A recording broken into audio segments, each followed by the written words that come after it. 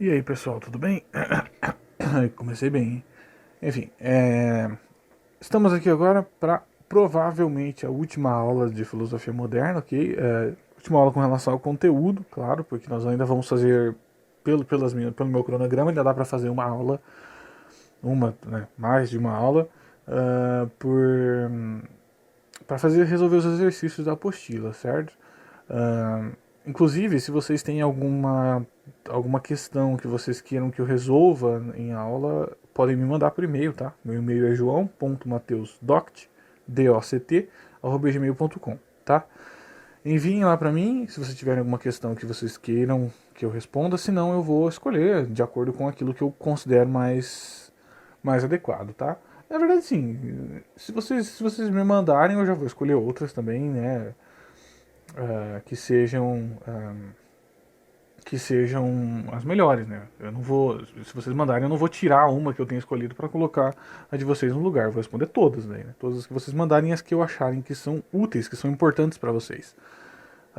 Mas às vezes eu não escolho uma que vocês gostariam que eu respondesse, que vocês eventualmente ficaram com dúvida. Então, eu gostaria que vocês me mandassem, se vocês tiverem alguma dúvida em alguma questão. Gostaria que vocês tentassem fazer as questões da apostila e me mandassem alguma questão que vocês tenham dúvida para eu fazer, tá bom? Então tá, pessoal, hoje nessa última aula a gente vai trabalhar um pouco sobre a moral kantiana, né, sobre os conceitos da ética kantiana, certo? A ética kantiana ela gira em torno de um conceito do Kant que é o imperativo categórico.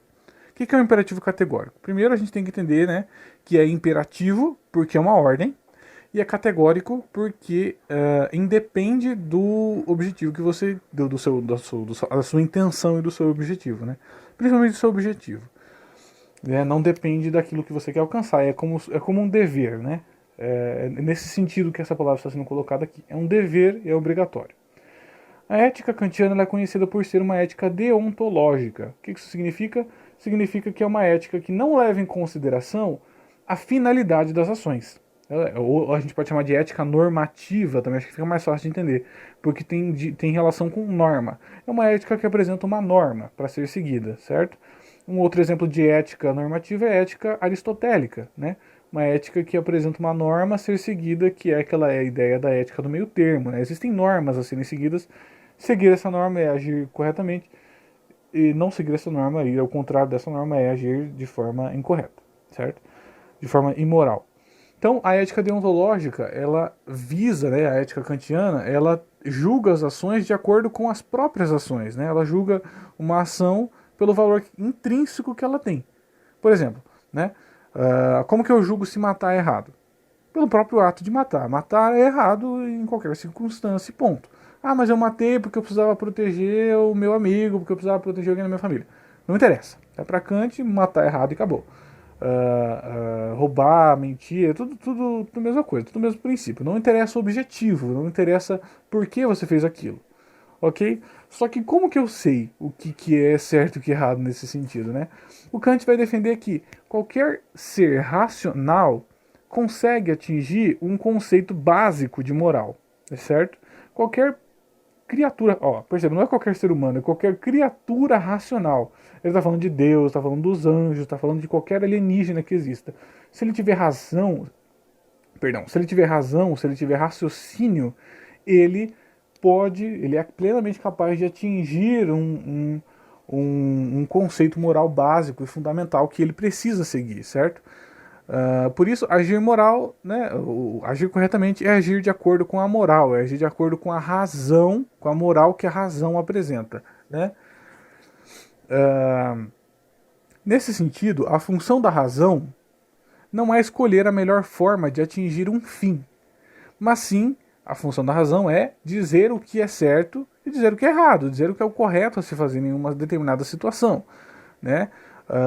Diferente do utilitarismo, em que a razão ela serve como um apoio para você escolher aquilo que vai ser mais benéfico para a maioria das pessoas.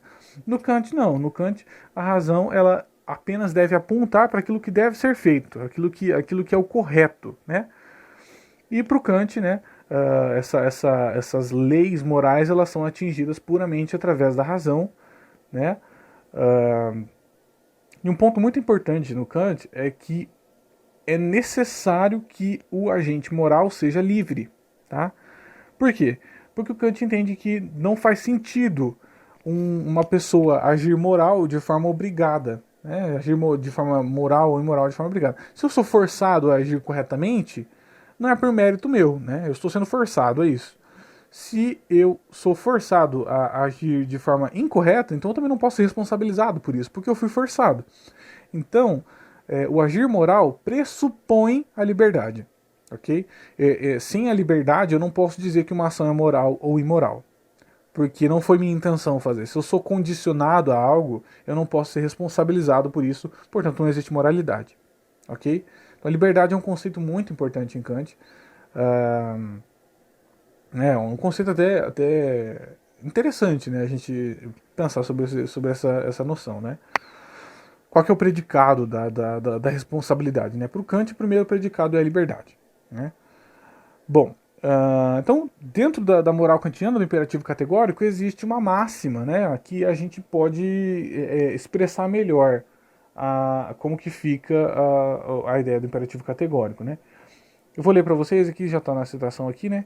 Haja apenas segundo uma máxima, né, uma lei, tal que possa ao mesmo tempo querer que ela se torne uma lei universal. Ou seja, o que você faz precisa ser maximizado, precisa ser. Todas as pessoas do mundo deveriam fazer o mesmo, entende? É nesse sentido. Então, por exemplo, para ficar mais claro, se eu minto para alguém, certo? Né, vamos supor, não, vou pegar um exemplo mais legal. Vamos supor que eu estou devendo para um agiota. Estou devendo para um agiota e eu vou lá e assalto um banco para pagar o agiota. Eu assalto um banco, pago o agiota, resolvido. A minha ação foi moral? Vamos supor que. Vamos tornar mais difícil assim. O agiota está ameaçando minha família, certo? Ele está dizendo: eu não vou pegar você, vou pegar sua família. E aí eu vou lá e roubo um banco para pagar a dívida com a agiota. Qual que é a análise que o Kant faz? O Kant vai dizer que que eu devo dizer que essa ação foi moral ou imoral de acordo com o quê? Eu preciso pensar. Se todo mundo que deve para um agiota roubasse um banco, isso seria legal? Isso seria bom?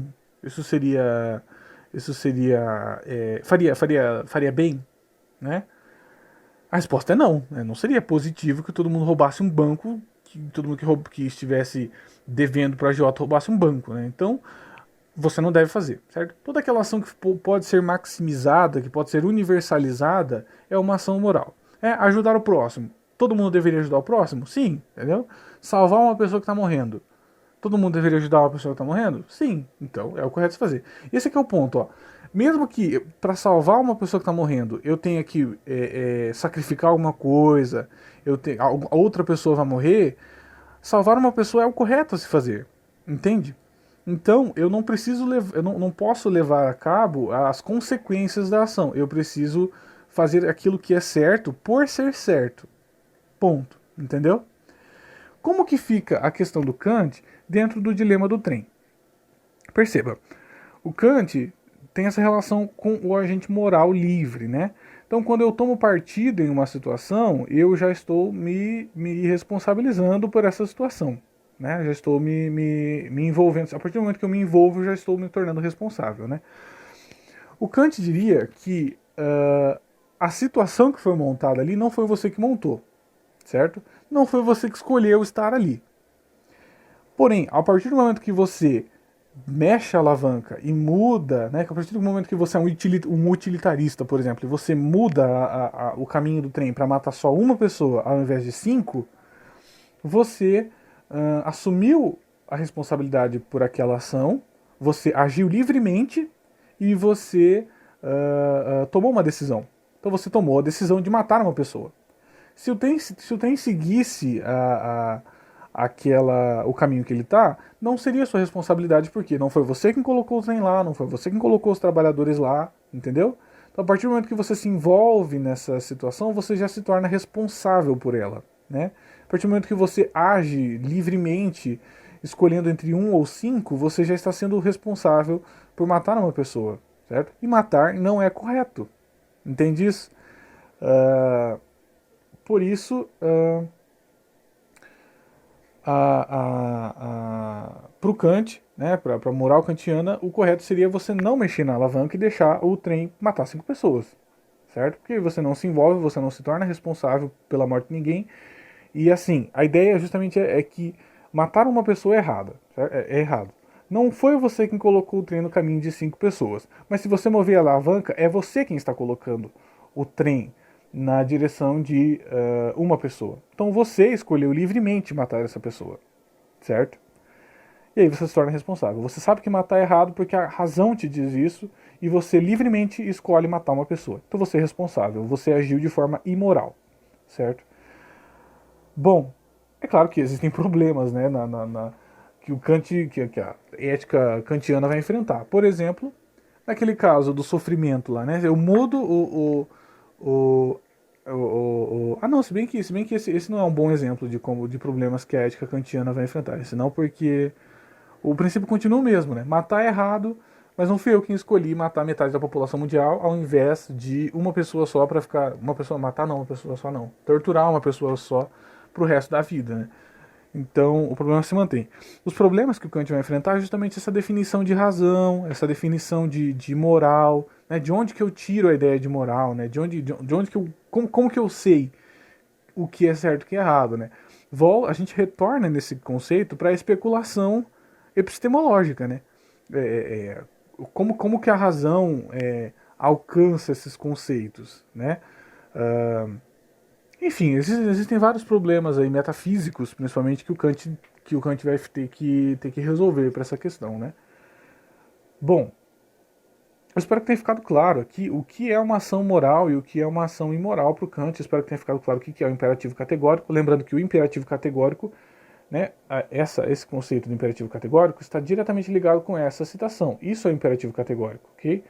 A citação de que você deve agir de acordo com uma ação que seja universalizável. Isso é um imperativo categórico. Essa é a ordem dentro da ética kantiana. A ordem é agir de acordo com aquilo que pode ser universalizado. Certo?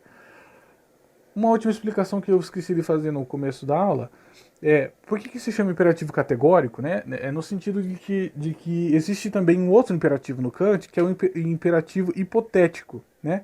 O imperativo hipotético ele diz respeito diretamente a um objetivo, né? Por exemplo, o exemplo que a apostila traz, é uma relação condicionante, é uma relação que envolve um condicional, né? O meu objetivo é passar no vestibular. O que eu devo fazer? Eu devo estudar para a prova. É um imperativo hipotético porque depende do seu objetivo, certo? Para o imperativo categórico, o objetivo não interessa. O correto é o correto, certo? Mas para o imperativo hipotético vai depender do seu objetivo, né? O imperativo hipotético não está relacionado a questões morais, mas está relacionado a questões de utilidade, né? Eu quero passar no vestibular, mas eu fui convidado para ir numa festa, sei lá, um dia antes do vestibular. O que é mais útil para mim? Eu ficar em casa e estudar para o vestibular ou ir numa festa, né? Pensando no meu objetivo acerca do vestibular, que é passar no vestibular e entrar para a faculdade, né? Então é mais uma relação de utilidade, o imperativo hipotético, né? Mas não tem relação com questões morais, né? Questões de moralidade em si, é mais uma questão de utilidade para você mesmo, né? O imperativo hipotético. O imperativo categórico ele já se relaciona diretamente com a moral e diretamente com ordens, com ordenanças, né? Aquilo que você deve, aquilo que você não deve fazer. Tá bom, pessoal. Então, essa foi a última aula de expositiva, né? Da filosofia moderna. Provavelmente na semana que vem a gente vai começar a trabalhar as questões. Reforço o aviso, se vocês tiverem alguma questão que vocês queiram que eu trabalhe, mandem no meu e-mail, tá bom? É joão.mateusdoct@gmail.com. Doct é D-O-C-T, ok? E informa lá as questões que vocês querem resolver, que vocês querem que eu resolva, que eu analise, né? Se vocês tiverem alguma dúvida com relação aos filósofos, aos autores,